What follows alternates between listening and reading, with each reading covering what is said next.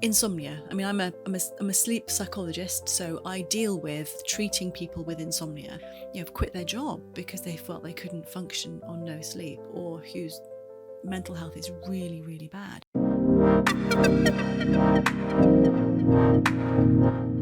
Welcome back to the Lifestyle Prescription. I'm Rena Annobil, and in this episode, I'm going to be talking about something that affects all of us. We all need it, some of us more than others. I am desperate for more of it. I'm talking about sleep. So, if you are struggling to fall asleep at night, or if you find yourself waking up at 3 a.m. with your mind racing, or you're wondering why you're always feeling really tired, then this episode is for you. Now, let me introduce my guest in the studio now. Dr. Lindsay Browning is a sleep expert and she is a chartered psychologist.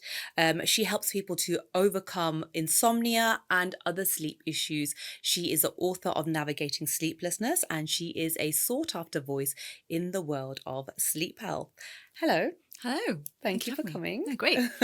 I've got so much that I want to pack into this conversation. So talking about healthy sleep habits, how things like hormones affect our sleep, lots of different things. But first, just want to find out a little bit more about you. I'm just intrigued.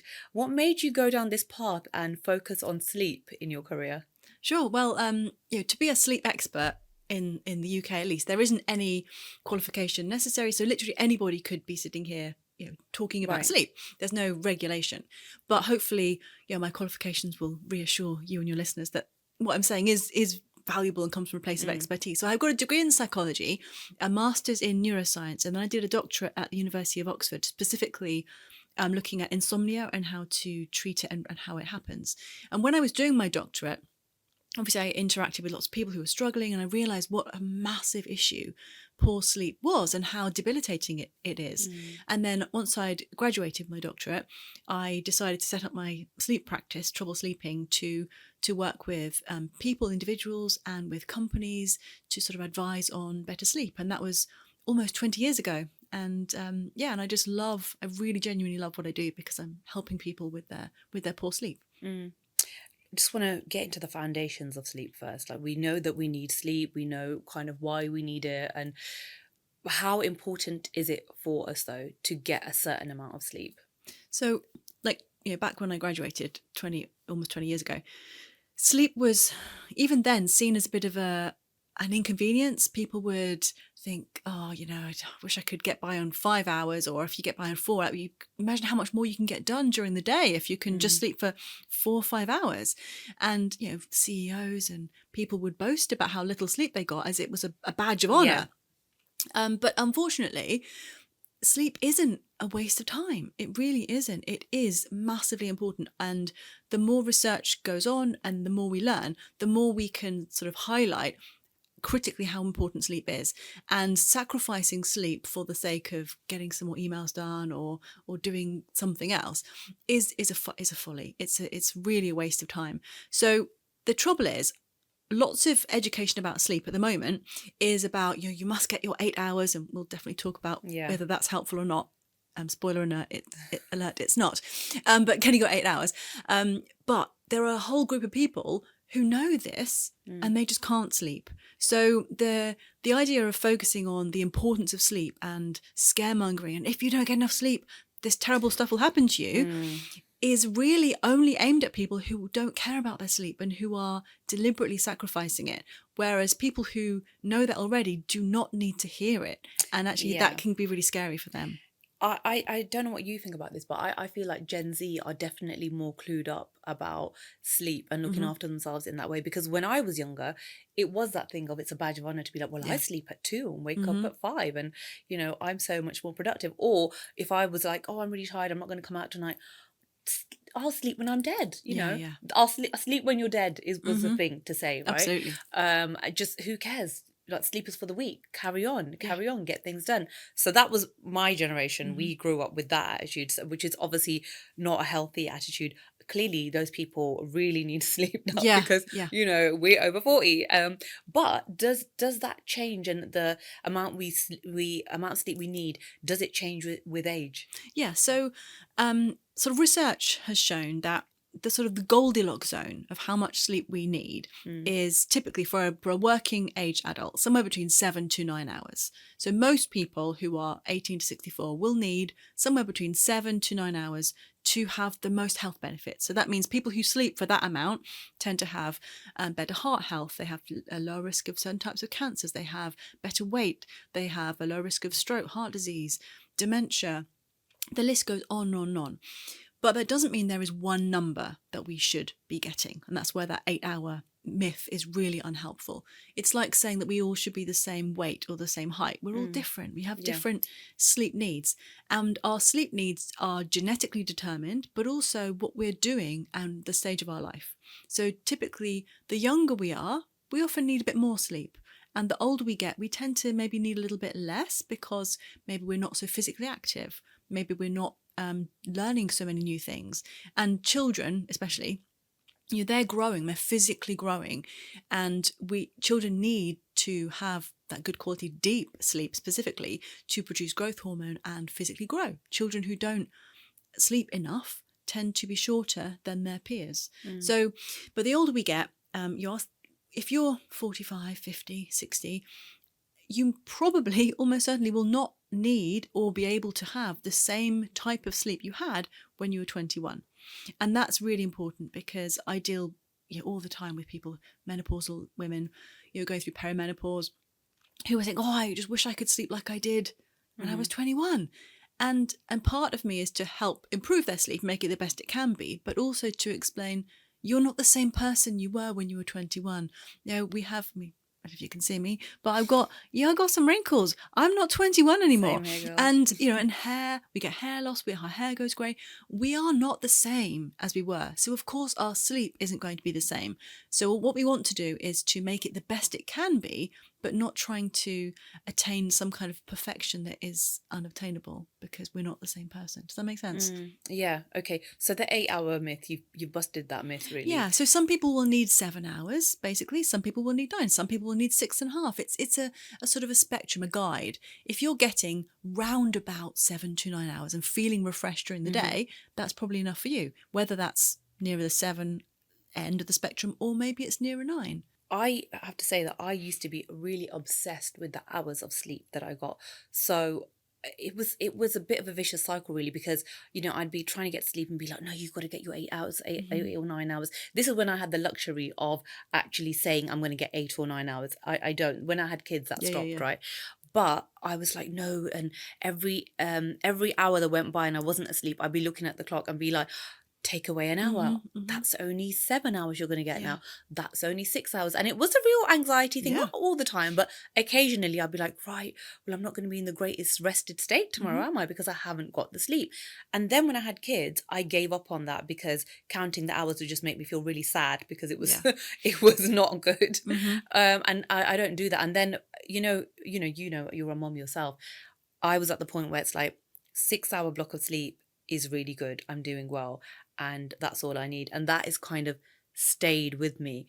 Now, I mean, would you say that 6 hours does work for some people? So absolutely. Some people, there are a very small amount of people who only need 4 or 5 hours sleep. The short sleepers genetically, but they're very, very rare.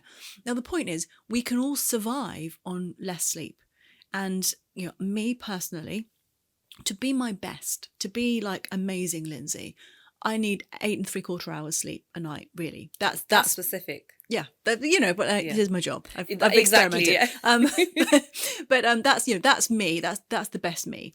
But do I get that all the time? Absolutely not, because I'm a busy working parent and sleep isn't always something that I can do. And if you're a parent of young children or you're in a particularly busy phase of work, you're not going to be able to necessarily get as much sleep as you need to be your best, in which case you can almost certainly survive on less. But the point is, understand if you have the means and the ability to do so, maybe you should be getting a bit more sleep to get those extra benefits that we can get. So just because you can survive on 6 hours doesn't mean necessarily that's all you need. If you're sleeping for 6 hours and during the day you feel good, you feel refreshed, you don't feel tired during the day, then maybe that's fine, genuinely. But if you feel that you're flagging during the day, if you find that at the weekend, sometimes occasionally you'll have a massive catch-up sleep, that might be a sign that actually 6 hours isn't really enough for you. So you could give it a bit of an experiment and try. Yeah, because what is happening to our brains when we sleep? So lots of different things. Your brain doesn't turn off. So probably people have heard about deep sleep, light sleep, REM sleep, which is rapid eye movement sleep. These are different parts of sleep, and we sleep in sleep cycles, so about every hour and a half ish. But please don't chop your night up into hour and a half chunks. It's so unhelpful. But approximately every hour and a half, we'll go through sort of light sleep, deep sleep, light sleep, and a little bit of REM sleep, and then the next sleep cycle will start, and then the next. And these different parts of sleep, like light sleep, deep sleep, REM sleep, you can tell what's going on, as in which part of sleep you're in, because your brain activity is very different, because your brain is doing different jobs in these different parts of sleep. And I already mentioned children and growth hormone. So deep sleep is when we sort of excrete growth hormone, which is responsible for lots of things, but also physical growth. Different parts of sleep, we will boost our immune system. We will regulate our hormones. We will clean out amyloid plaques in our brain, which are associated with Alzheimer's disease. We will form new memories. We will build our muscles. All sorts of different things are happening in different parts of sleep. And as much as I'd like to sit here and tell you exactly what happens in each part of sleep, I can't tell you that because we don't know yet, because the reality is you can't force somebody to only have REM sleep, for example, and not the other parts, because it's like a journey. When we fall asleep, we go through light sleep and then deep sleep and then light sleep. So you can't just find out, well, what would happen if people only had deep sleep? Because we can't just make our brain just do that. So all we can do is association. So we can see, well, people who tend to have less deep sleep have these issues, or people who don't have as much REM sleep or whose REM sleep is disrupted tend to have these issues. But it's really fascinating, and I'm sure we will be able to look into more of it with neuroimaging and further studies. But at the moment, different things happen in the different parts of our sleep. But we need to accept that we need all the different parts of sleep. We need light sleep, we need deep sleep, and we need REM sleep, because they all have different jobs and they all help our brain and our body to repair and be ready for the next day. So let's come on to sleep issues. And what are the most common sleep issues that you encounter at your clinic? So insomnia. I mean, I'm a sleep psychologist, so I deal with treating people with insomnia. And insomnia doesn't mean not sleeping at all. That's what some people think the word means. But insomnia just means that somebody has a significant difficulty falling asleep or staying asleep, or they wake up much too early and they can't get back to sleep again. And typically they won't have enough sleep, because if you go to bed at 10, 11 and it takes you a few hours to fall asleep, then your alarm goes off, and even though you wanted to get 7, 8 hours sleep, you only managed to get 4 or 5. So people with insomnia, they really struggle, especially if it's been going on for some time or it's particularly bad. They'll have emotional problems. They'll be so anxious, so sad. They'll feel exhausted during the day. They won't feel like they can function, and it can really affect their life. And my clients I deal with, I've had several clients who have quit their job because they felt they couldn't function on no sleep, or whose mental health is really, really bad. And then you have other people who maybe they've had sleeping difficulties for a long time, and they've just kind of gone, well, this is just who I am. I'm a bad sleeper. This is what you get. Yeah, I know people like that. Yeah, and the point is, you can fix it. You can change it. There's no such thing as a poor sleeper. People can fix it. So I do cognitive behavioral therapy for insomnia, CBTI, which is the sort of gold standard treatment for insomnia, and involves helping people to relearn how to fall asleep and remain asleep better without all the anxiety and stress and pressure. Because exactly what you described, when you're lying in bed and you think, oh, I've got to fall asleep, otherwise I won't get my 8 hours. And if I don't fall asleep soon, I'll only get 7 hours. And oh no, and now it's another hour's passed and now I can only get 6 hours. That increasing stress and anxiety about the need to fall asleep paradoxically means that you don't sleep. Which makes insomnia just so much worse, because the worse you feel about your sleep and the more stressed you are, the less likely you are to sleep. Yeah, do you know what, Lindsay? I actually noticed it with my little daughter, who's 9, because sometimes she's had issues falling asleep, and I'll come on to like what our sleeping arrangement used to be. I'll talk about weird sleeping arrangements a bit later, but she would be like, I'd say things as a parent like, oh, come on, you need to get into bed because you've got a big day tomorrow, you're going to school, or you've got a trip or something like that. And then I didn't realize at that point that that was causing her to think, quick, go to sleep. You've got to do all this stuff tomorrow and you've got to be rested. And then she would get anxious and be like, oh my God, I'm still awake and it's 10 o'clock or something. So then I realized that that was happening. So I started just saying, doesn't matter, you'll be fine. You know what? Yeah. You're going to be fine. Doesn't matter. Okay, it's a bit late, but you'll be all right. Don't worry about it. And so that helped. Yeah, Yeah, it was then the absolutely. fear was gone. Yeah, I've had lots of, because I deal with, children as well. Loads of children's sleep issues are caused by exactly that. Parents who are like, you have to get enough sleep, otherwise you won't be able to learn tomorrow, or you need to be your best, or you won't be able to function. It just adds this huge amount of pressure and anxiety to kids, and kids, especially if they're good kids, compliant children, they want to do what mummy and daddy say. So if mummy and daddy say you need to go to sleep now, they're lying in bed going, but mummy and daddy say I have to sleep, and they've got this extra pressure. Whereas when we're adults, we think, well, I'm not tired, or oh, I'll just do something else for a while. But kids, good younger children, don't have that luxury, and they just think they have to sleep or they'll be in trouble. Okay, well, with that, I'm not going to lie, I do want to say to all my kids, it's 8 p.m, go to sleep, see you in the morning, because I've got things to do and I need to sleep myself, right? However, my other two are older anyway, so that doesn't really happen. But people are different, like you said, everybody's got their own amount of sleep that they need. But like you said, sleep is really important for kids.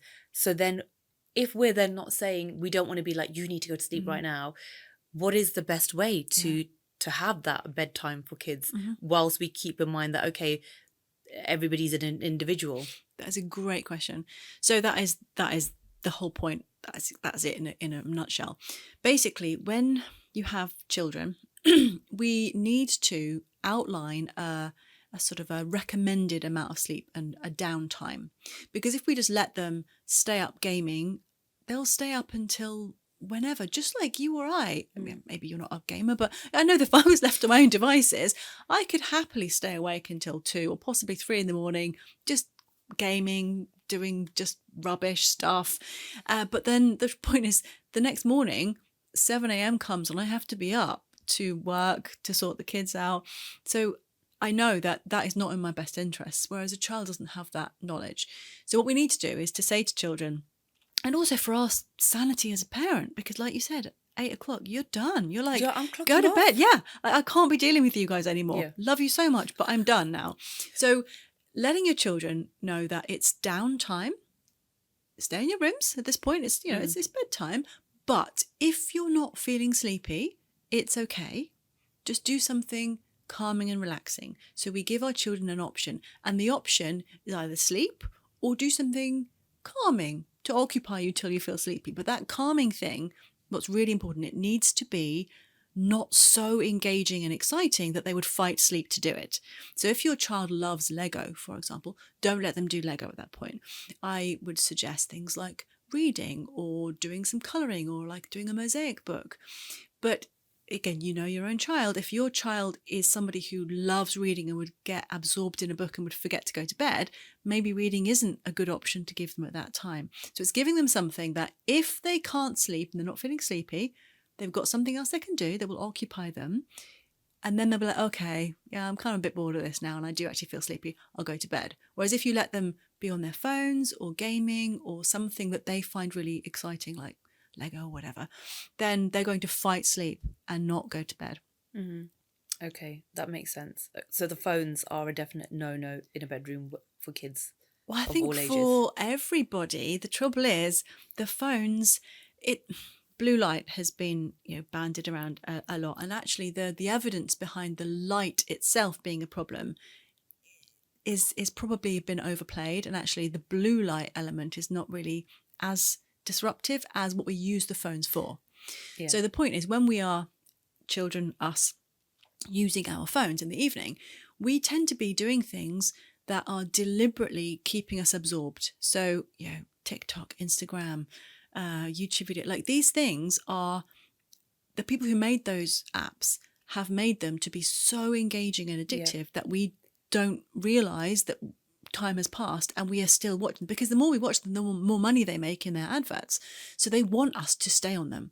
So us using our phones at bedtime or near bedtime or after bedtime means that we'll be scrolling and be like, oh God, I meant to go to sleep at 10:30, but it's midnight or 1 a.m, and we'll have forgotten to go to bed. That's where phones are so damaging for children and for us. So we want to be doing something, when it comes to bedtime, that is, it helps us to relax, helps us to have some downtime, but be really mindful that we don't want to extend that time beyond when we should be going to bed, because then how can we possibly get the amount of sleep that we need if we are still gaming or whatever? And children, they don't have a fully developed frontal lobe. They don't make great decisions as much as adults do. So we need to help them a little bit. And maybe for children, that's why it's so important to take away those temptations. And for adults, there are some of us who are too tempted. And if you're somebody who, if your phone's next to you, you're like, oh, I'll just check my social media. That was me. Then keep that phone downstairs. If you're someone who's got more willpower, then it's fine to have the phone next to the bed. You know you, and it's all about individual and doing what's right for you. But me personally, with my kids, I've got a child at university, there's no way I'm going to sleep with my phone downstairs because I want to be able to be contacted. And also my phone is my alarm. But do I pick it up in the middle of the night and scroll through social media? No, not because it's not fun, because I know it would be a terrible thing and I would be sacrificing sleep for absolute nonsense. Whoever wakes up the next morning and thinks, oh, I'm so glad I spent that extra hour scrolling through social media instead of sleeping. Yeah. No one does. I used to actually, I don't think it was social media, but I used to scroll on my phone to put myself to sleep. That was the most, I can't believe I did this actually. Even BBC news articles, for example, who was reading news at night? Why was I even reading news articles at night? I don't know. And my husband used to be like, you should really put your phone out of the bedroom. Like, you shouldn't have it. And I was like, yeah, everybody does it. It's my alarm and stuff. I got myself an old school alarm clock, right? All there is on it is just a digital display and alarm sounds, and that's it. Not even radio, this, that, whatever. And it was the best thing I ever did. Yeah. So I actually then, at first I was like, no, I'm just going to put it like outside the room. And bearing in mind, my kids are all at home. So like your kids, one of them is at uni. Yeah. This will change for me. I know this, right? But and I don't want a phone in my room anymore because I've got so used to it not being in my room that if I go, for example, to my parents and I stay there and the phone's in the room as an alarm or whatever, I don't feel comfortable with it. So I'm just like, wow, I can't believe I wasn't living this life. It's just so much better. Yeah. But I think a lot of people are like, no, it's my alarm. I have to have it, or my kids use it for their alarm. Yeah. I'm just like, kids, you have alarm clocks, which I bought you. Yeah. You're not doing that. Yeah, absolutely. And it's like, we have to be mindful about how we spend our time and what we choose. Because same with diet. I mean, I'm not a dietitian, but I'm fully aware of the importance of diet and exercise. You have to take away the temptation. If your fridge is full of snacks and ultra-processed foods and just rubbish, and you've got, jars of Mars bars and M&Ms on the table, as much as, they're lovely, but like on display, you're going to just eat them. Whereas if you have bowls of fruit, that's what you will turn to. So again, if your phone is next to you on the bed, the temptation is just there. So it's all about just taking away that temptation and making the good choices easier to make. Yeah. And if even just keeping your phone in a drawer or just out of arm's reach, just putting it on a unit that's just, you can't reach from the bed. If your daughter phones, you can still get up and get the phone, but you're not going to sleepily go, oh, I'll just check this at 2 a.m, and then before you know it, it's 3 a.m, 4 a.m, and you haven't slept. Exactly. So in terms of people not being able to get to sleep, and, we've spoken now just about creating a nice bedtime routine and taking those things out of reach at night and that kind of thing.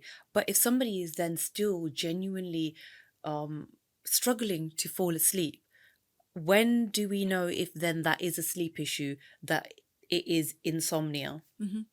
So typically the cutoff is if it takes you more than about 30 minutes to fall asleep, or you're awake in the night for more than about 30 minutes, or you wake up more than about 30 minutes before your alarm, and you feel tired during the day, then, and that's been going on for sort of 3 or more days a week for a certain amount of time, then that qualifies as insomnia. Everyone has the odd day of poor sleep. So just because you have a day or two when it takes you an hour or two to fall asleep, or you wake up in the middle of the night, doesn't mean, oh, I have insomnia. It could just mean that you're coming down with a cold, or you've had something particularly stressful happen at work, or anything really. So we have to understand that good sleep, normal sleep, isn't perfect sleep. I'm a sleep expert, and I'm a really good sleeper, genuinely. Am I a perfect sleeper? Absolutely not. I have the odd night where I'll have a terrible night's sleep, but that's normal. And the key thing is to not worry about it, not start to panic, and to do the right things at that point. So, about a month ago, example, I was delivering a sleep retreat sort of in Switzerland, which was amazing. And the night before traveling was the day that Heathrow was hit by a cyber attack. So overnight, I knew that there was a high chance that my flight might be cancelled for me to go out to be delivering an experience to these guests. So that was very stressful. How did I sleep that night? Absolutely horrifically. I probably got about an hour's sleep because I was so stressed. But the point is, I had to accept that's just normal. And when you can't sleep, and you're lying in bed and you're like, oh, I just can't fall asleep, lying there trying to force sleep to happen and watching the clock is the worst thing you can do.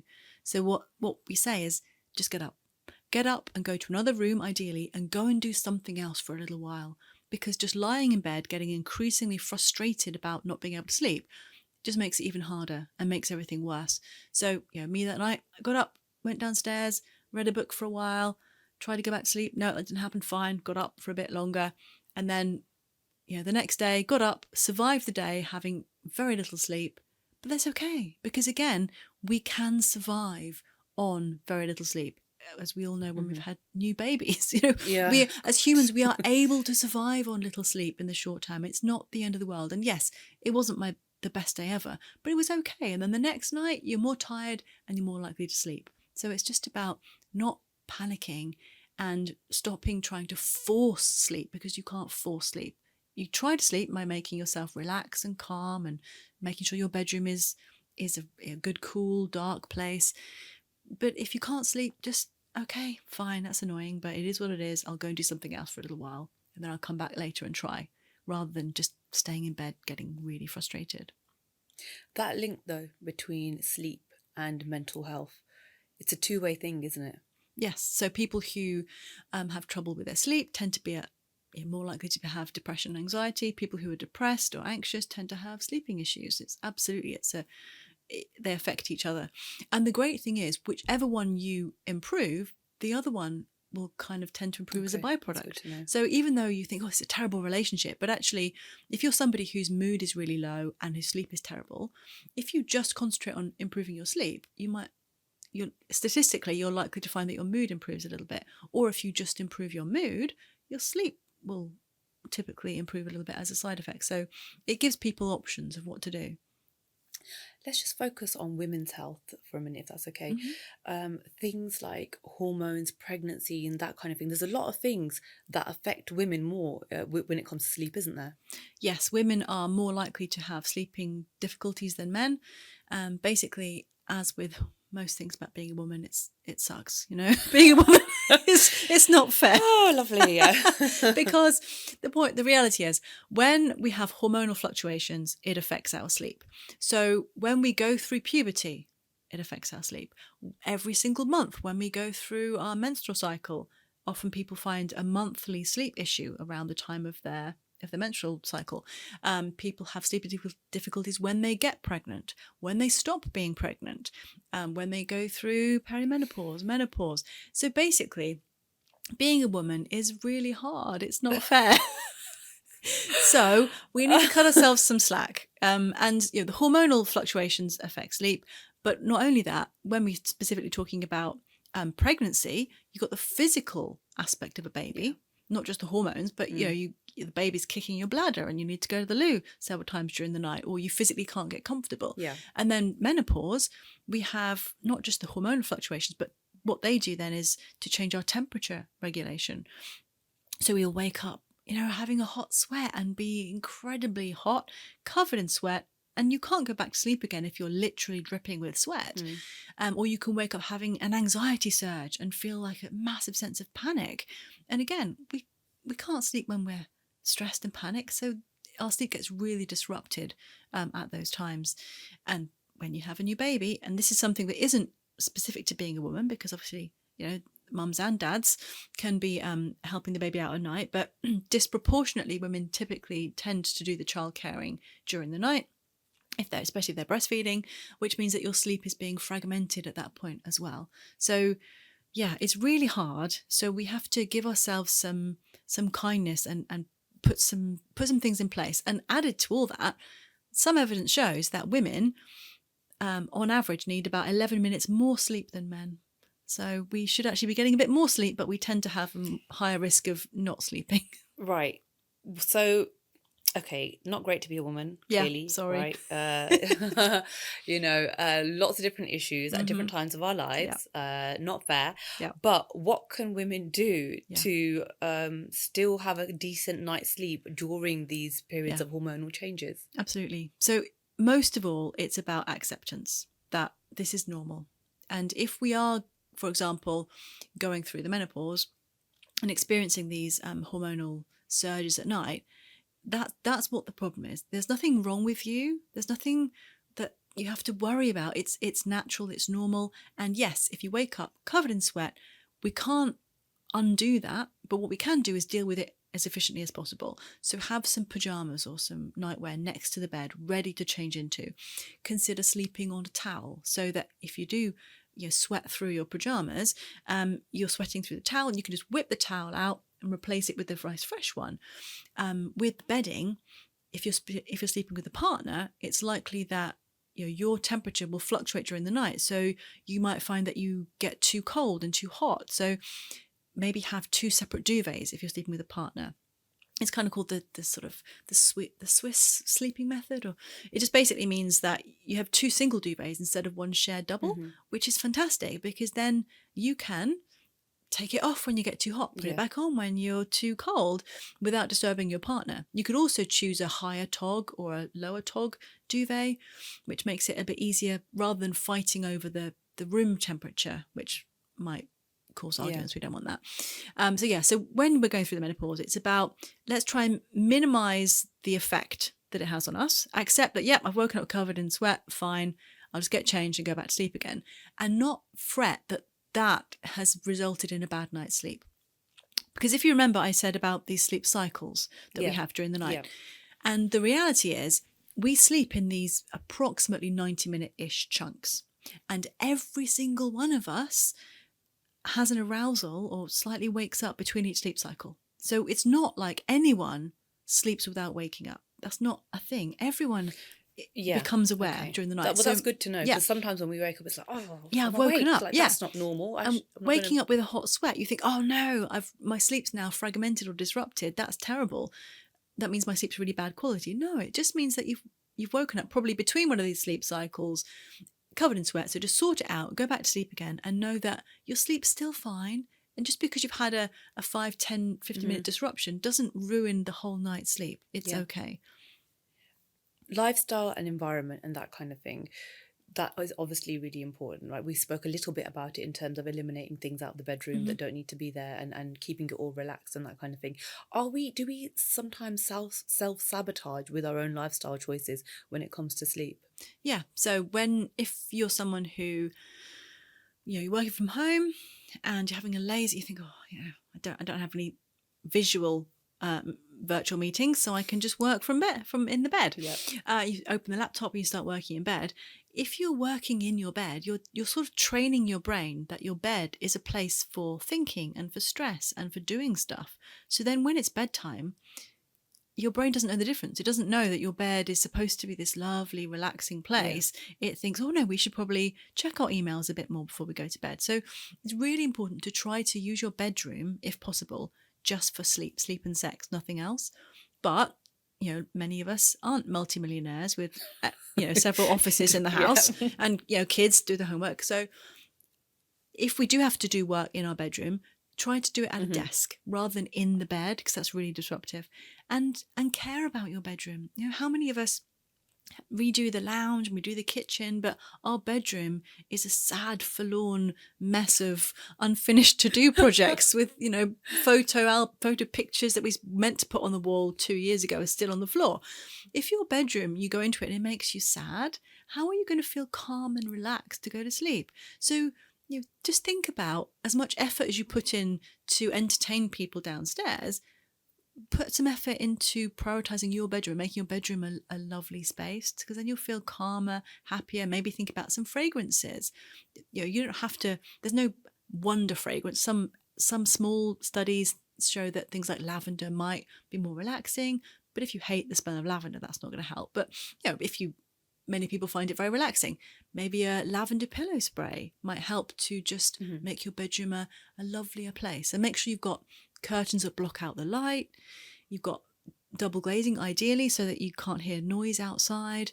And that you give yourself some sort of wind down time before bed. So you're not going straight from scrolling through the news like you were before, which probably isn't a happy thing to be scrolling through at the moment, it really was not. To immediately sleep. So give ourselves a bit of a wind down time.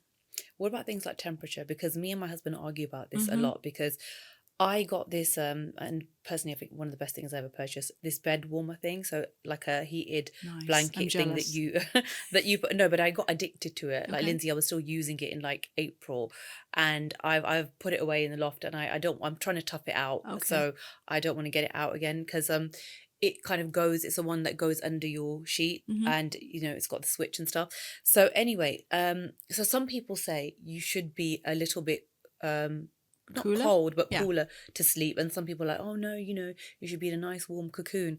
What is it? What is healthy for us? Sure. So again, there's individual variation. So science suggests that somewhere between 16 to 18 or 16 to 19 degrees Celsius is kind of the ideal room temperature. But that seems coolish. It is quite cool, yes. Yeah. But the reality is we are all different. Now, why should we have a cooler bedroom? Now, the point is, if the bedroom is that cooler temperature, we're still warmer under the covers. It's not like we are experiencing the 16 to 18/19 degrees.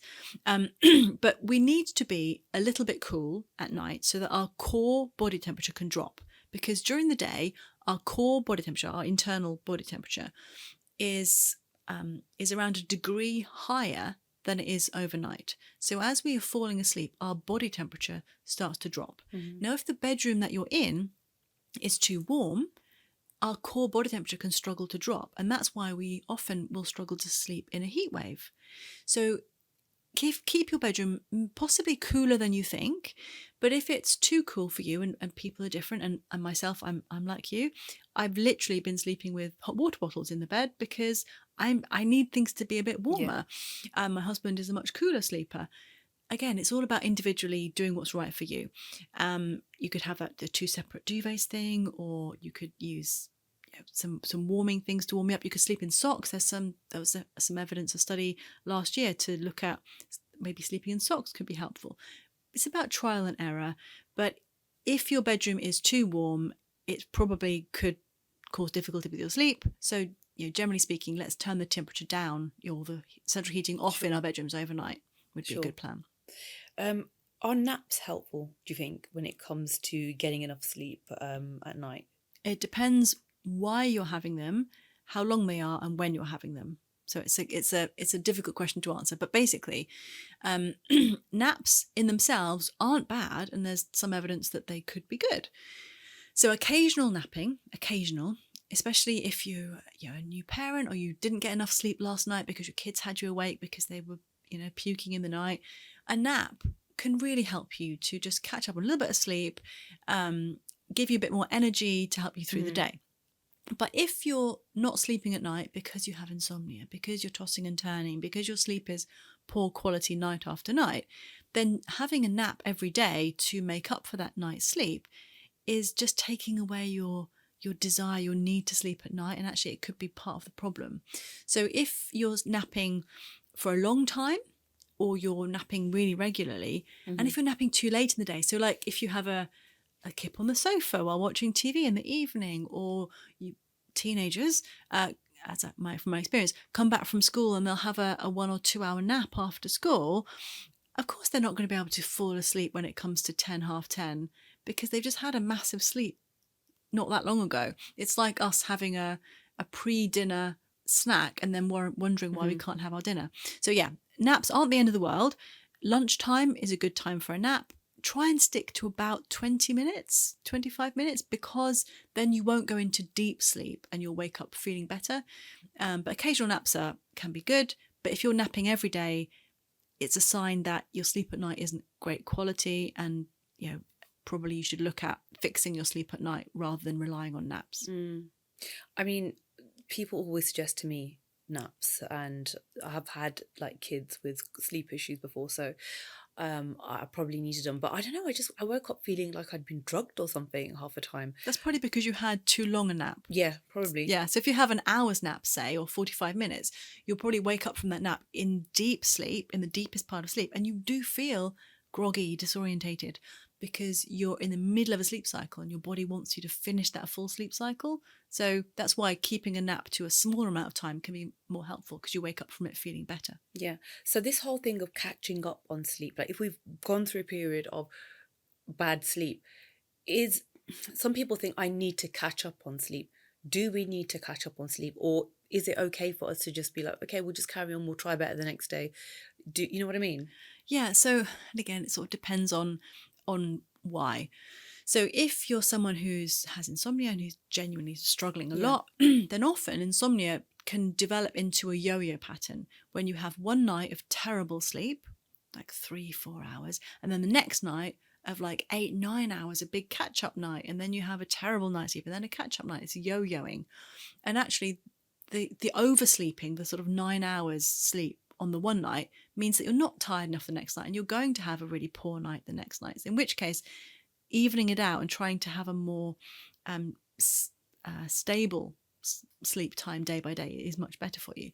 But if we've had a night of really poor sleep, like the kids were sick, or we had to take someone to hospital, or we were on a flight overnight, then absolutely giving yourself some time to have some additional sleep the next night will be helpful. But there's no such thing as, it's not a bank balance. You can't, take out one day and pay back the next. But if you are sleep deprived, it's definitely worth giving yourself opportunity to catch up somewhat, because that's better for you than not. But it's not the same as getting enough sleep every day. So what about people who do shift work and who do work the night shift quite a lot? I sometimes worry about that, because a lot of these people have then commitments in the day that they have to do, taking kids to school and all that kind of thing. So how healthy for us is it even to do that shift work, and how can we manage our sleep schedules? So I work a lot with the NHS, the police, companies who work shift patterns all the time, and the reality is it's hard, it's really hard, and it's not great for our bodies. I mean, there's no getting away from it. Shift work, people who work shifts, especially night shifts, tend to get on average 2 hours less sleep per night compared to people who work 9 to 5 kind of jobs. Exactly because of what you said. It's because when the daytime comes, they're still answering the door to those Amazon packages. They're still going to the kids' school to meet with the teacher.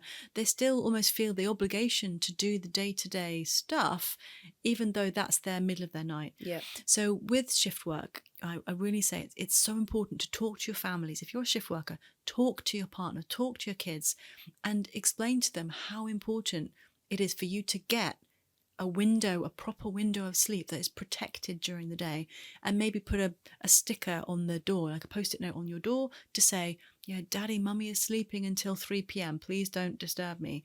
And get your partner to understand that you can get those packages delivered to a pickup point, rather than to the home. So again, so we can protect that space.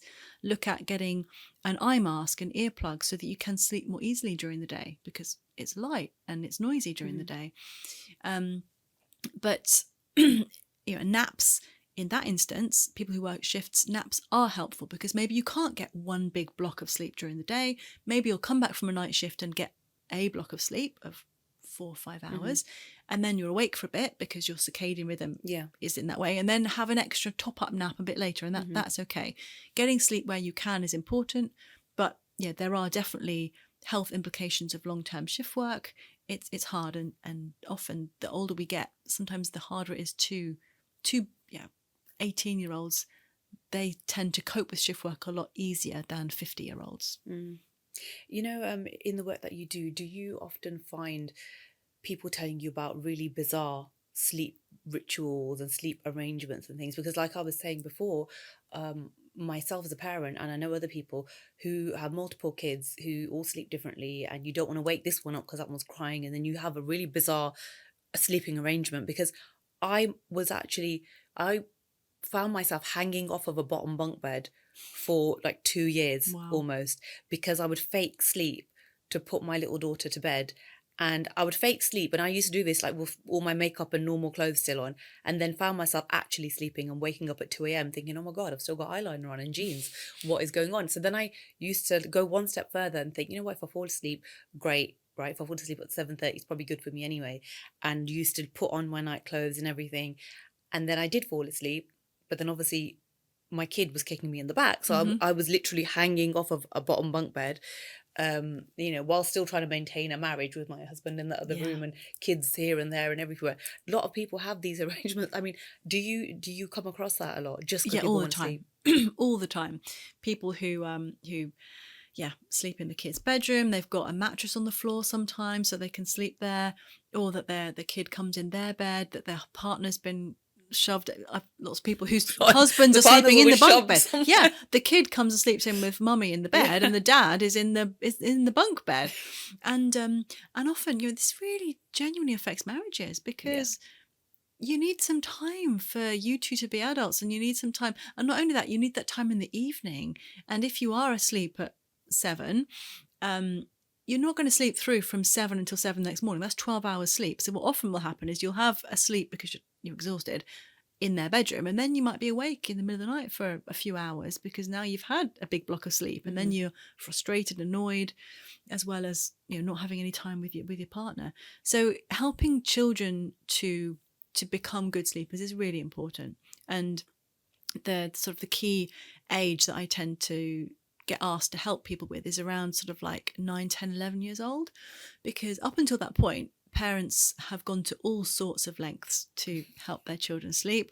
I've heard of people buying cats to see, well, maybe the cat could be a companion for my child instead of me. Oh no, that didn't work. Now they're sleeping with a cat as well. Just like all sorts of stuff.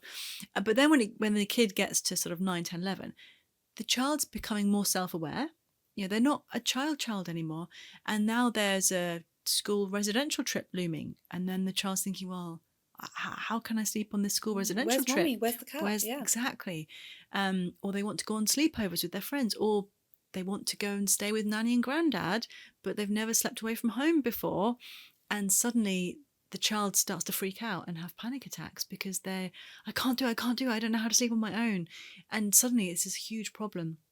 So it's really important that we help our children to learn how to sleep in a healthy way, because relying on all these crutches can be really, really unhelpful. And actually, in the long term, you do it at the time because you're like, oh, I just need everyone to sleep and I'll just do whatever works. But then if that becomes the norm, it's really hard to get out of that again.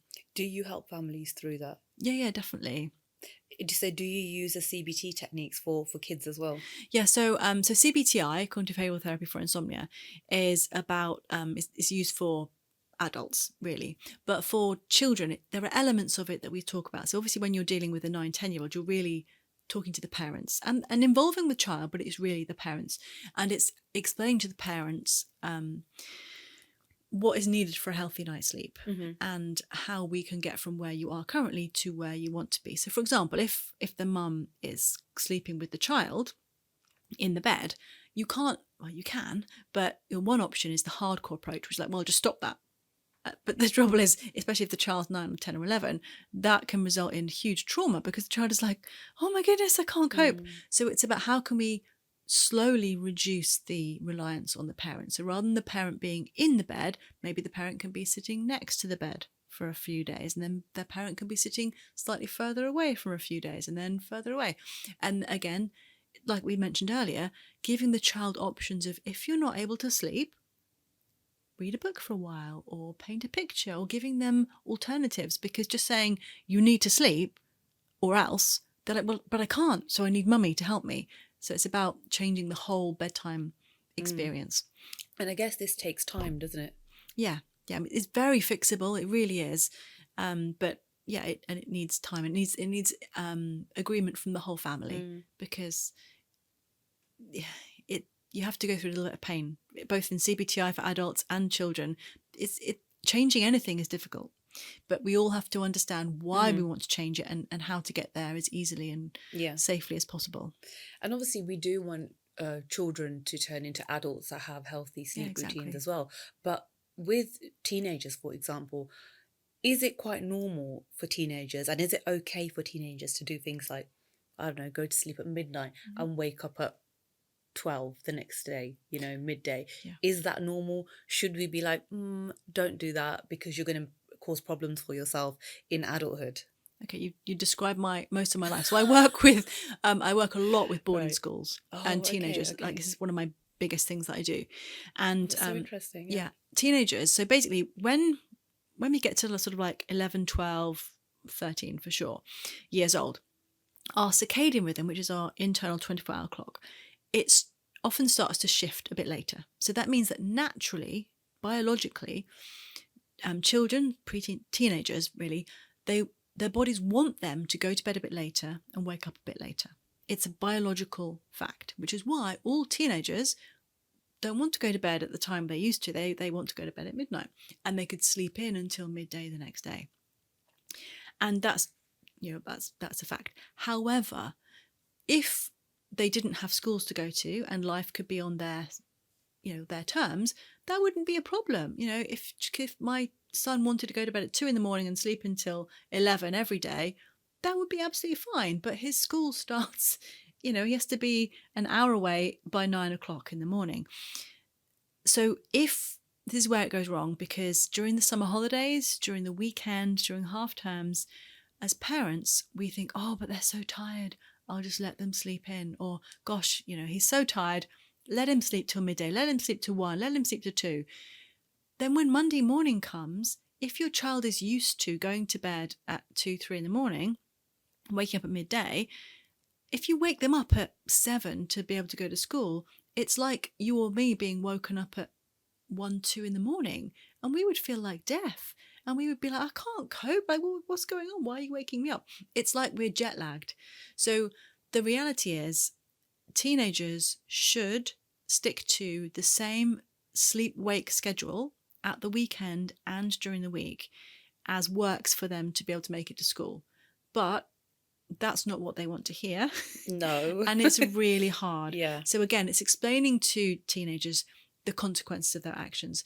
If they allow themselves to go to bed super late every day, gaming, for whatever reason, that they're not switching off the devices, and they're just like, no, I'm just going to do one more thing. And, and as parents, we want to go to bed. Suddenly, when our kids are teenagers, especially in their 14, 15, 16, they're going to bed later than us. So we're not staying up to police, lights out, you must go to bed. Yeah. So they're going to bed much later than ideal, waking up in the morning sleep deprived because they haven't had enough sleep, and then catching up at the weekend by sleeping in. But that just perpetuates this sort of delayed circadian rhythm. So it's really, really hard, but the cure is to insist that the child wakes up at, say, 7, whatever the school wake time is, every single day of the week, including weekends, because that means they will become so tired that they fall asleep earlier during the week. And maybe a small lie-in at the weekend isn't the end of the world, but you need your teenager to buy into that, because otherwise you're just going to be the evil parent and have screaming matches, and it's just going to be World War III in the morning. So it's difficult, but yeah, that is. So you're not going to be popular at home, basically. I am not popular, no. And especially because it's not just a mum saying it. I'm like, darling, your mother is literally a leading sleep expert. I do know what I'm saying. And they're like, oh. Exactly. You can't really argue with it. You can't. They try, though. Yeah. So are there any pieces of advice, simple advice, that you could give to people who are watching, listening today, which they could implement just to kind of to have better healthy sleep habits and have a better sleep routine, or any myths that you want to bust? Yeah, so sleep routine, the healthiest thing to do is to have a consistent wake up time, really, that's within an hour, say. So every single day of the week to wake up at the same kind of time, because then our circadian rhythm is so much happier. It's in the same time zone. If we have a different sort of bedtime wake time during the week compared to the weekend, then our body can get really out of whack, just like with the teenagers' sleep. But it's sometimes we can't get enough sleep during the week because we are juggling careers and all our responsibilities. In which case, if you simply can't get enough sleep during the week because your life doesn't allow it, then fine. Let yourself sleep in at the weekend if you've got a family who allow that, just to get some extra sleep. But understand that if you do have a very different bedtime wake time at the weekend compared to the week, then Sunday night you might not fall asleep as easily when you want to because you've been used to going to bed later. I would say the getting up if you can't sleep is really important, because just staying in bed trying to force sleep isn't helpful. So, give yourself a gut feel about 20 minutes in bed. And if you haven't been able to fall asleep in a reasonable amount of time, just get up and give yourself a break. Go, okay, fine, it's not working, which is annoying, but it is what it is. We get up and we go do something else for a little while, come back to bed, because actually that helps to reset the whole process, Right. helps us to calm down. And I would say that waking up in the night, don't freak out about it, because waking up in the night, if you wake up once or twice in the night, maybe once to go to the loo, you haven't ruined your sleep quality, because we all sleep in sleep cycles. Okay. And it's really normal to have these awakenings. It's okay. And the more we stress about it and try and make our sleep something that it isn't, the more pressure we're putting, and then we paradoxically end up with poor sleep. That's really helpful. One thing that I didn't ask you about is sleep aids. Now, some of them you might say are myths. I don't know. But in terms of everybody suggests things like have a cup of warm milk. Does that ever help? So basically, if we are hungry in the night, we're more likely to wake up and struggle to go back to sleep again because we're hungry. Or if at the beginning of the night when we go to bed we're hungry, of course we can't sleep when we're hungry. So a warm glass of milk before bed can be really great, because it's food. Milk is food. It's what we feed babies for the first 6 months of their life. And a warm drink will help to increase your core body temperature a little bit, only a tiny bit, but it'll warm you up slightly. And then as you start to cool down, the milk starts to cool down, it helps to sort of mimic that body temperature drop that we talked about earlier. So it's not something that everyone has to do, but a warm glass of milk before bed, like half an hour before bed, can be great. If you have someone with a lactose intolerance, maybe not for you, or if you're not hungry, don't do it. But a warm drink before bed can be really great. It doesn't have to be milk. It could be a chamomile tea, a sleepy tea. I always have a cup of sleepy tea before bed, not because I have insomnia, but it's just part of my pre-sleep routine, and it makes me feel, lovely, I'm having the same drink that I have every night before bed. It's a routine kind of a exactly thing. And it's pleasant. I like the taste of it, so it's like, this is nice, and my brain and my body are like, oh yes, this happens just before sleep, so sleep's coming. So that can be really great. Like a lavender pillow spray, for example. There's no evidence that's going to help your sleep, but as part of a pre-sleep routine, using the similar smells, doing similar things, can help to sort of signal psychologically that sleep is coming. And obviously, if it's a nice smell, you'll feel nicer and you'll feel calmer and happier. So that's why those things can be helpful as part of a routine, but they're not a cure for poor sleep. Now, some people might be listening thinking, do you know what? Forget milk, I want something a bit stronger of an evening. So things like alcohol, do they disrupt our sleep? So alcohol is a great example. I have had lots of clients who deliberately choose alcohol and have alcohol before bed, thinking it will help their sleep, because they'll have a double whiskey or something before bed. And alcohol is a sedative, so it does help you to fall asleep more quickly, or rather pass out.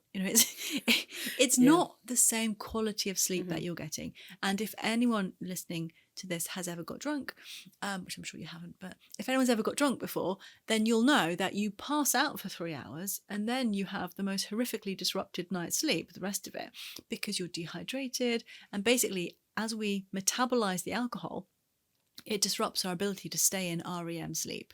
So at the start of the night, we tend to have more deep sleep because we don't have the REM sleep, which you might think, well, that's good, but it's not. We need to let our brain go through the natural sleep cycles in its own way rather than being pharmacologically motivated. So yeah, the alcohol, it might help you pass out more quickly, but it will wreck the quality of your sleep, meaning that you've robbed Peter to pay Paul. You may have fallen asleep more quickly, but the sleep you got was rubbish quality. Yeah. So please don't do that.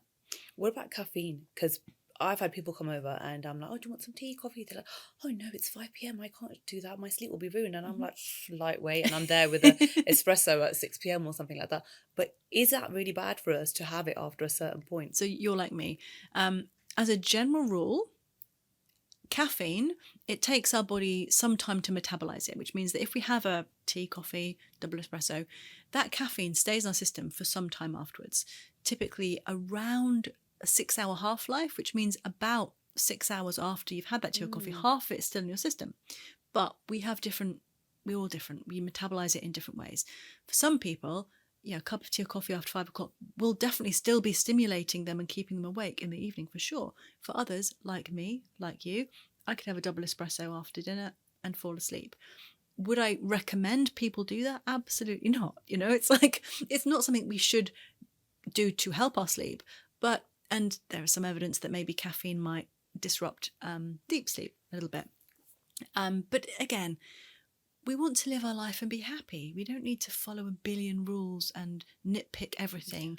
So if your sleep is fine, if you want a double espresso after dinner occasionally and your sleep's fine, I would say don't worry about it. If you're trying to be like the best person ever, if you're an Olympic athlete, if you need to be the best, absolutely do not do that, because that's not going to be helpful. But for us normal people, it's probably fine. If you're doing it every single day, maybe cut back on that, because we do need to not be having that much caffeine. It's not great for us, same as alcohol. But an occasional glass of wine isn't going to do well. There's lots of evidence that maybe alcohol isn't really not good for us, but sleep-wise, an occasional glass of wine, you're not going to have your best sleep ever, but it's not the end of the world. But definitely don't use it as a sleep aid. Sure.